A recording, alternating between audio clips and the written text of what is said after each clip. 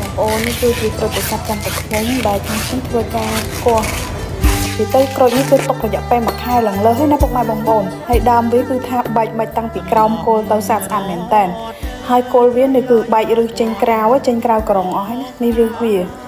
ចឹងបើសិនពុកម៉ែបងប្អូនមានតម្រូវការចង់ដាំប្រភេទក្រូចប្រសាទទឹកឃ្មុំខ្នាតនេះគឺអាចធ្វើការទាក់ទងកំងបាននេះគឺស្តុកថ្មីហ៎ពុកម៉ែបងប្អូនយល់ទៅគឺមានច្រើននៅក្នុងស្តុកអញ្ចឹងបើសិនពុកម៉ែបងប្អូនមានតម្រូវការចង់ដាំអីអាចធ្វើការតាក់ទងកំងបានខាងខ្ញុំធ្វើការវិខ្ចាប់ដាក់ផ្ញើជូនពុកម៉ែបងប្អូនបានណាមិនថាពុកម៉ែបងប្អូនកំងមួយដើមឬក៏ពីរដើមដាំនៅមុខផ្ទះអីក៏ខាងខ្ញុំដាក់រៀបចំជូនដែរហើយដើមវាគឺវគ្គនេះគឺថាអត់ធូរទេណាពុកម៉ែបងប្អូនដើមបែកតាំងពីគល់ទៅហ្មងគឺថាបែកពេលជុំស្អាតមែនតើដូចក្នុងរូបដែលពុកម៉ែបងប្អូនបានឃើញអញ្ចឹង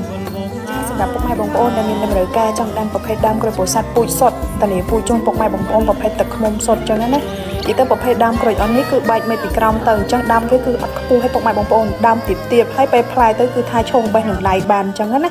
ហើយក្រូចក្នុងស្តុកគឺថាមានច្រើនមែនតើសម្រាប់ពុកម៉ែបងប្អូនចង់ដាំអីអាចធ្វើការឆាតចូល page សួរប្រមានបន្ថែមបានបងប្អូនអាចធ្វើការកំងមិនថាមួយដើមពីរដើមឬក៏ច្រើនបើសិនពុកម៉ែបងប្អូនកំងច្រើនតម្លៃកាន់តែធូរអញ្ចឹងណាហើយក៏អរគុណពុកម៉ែបងប្អូនមែនតើតែជឿជាក់នឹងកំងខាងបងប្អូនរហូតអញ្ចឹងណា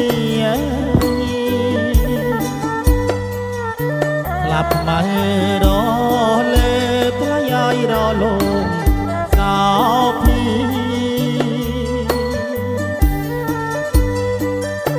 ហិចហាគ្រប់ទីចំក្រេបលំអ